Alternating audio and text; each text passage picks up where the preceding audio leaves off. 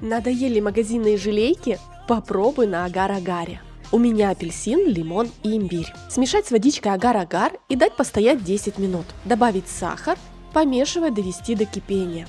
Варить 5 минут на минимальном огне. Из апельсина выдавить сок, процедить и добавить в агаровую массу. Можно взбить блендером и добавить с мякотью, но тогда желейка не будет прозрачной. После закипания варить 1 минутку. Я еще добавила чуточек цедры. Пока жижа остывает, добудем имбирный сок и немного лимонного для цвета.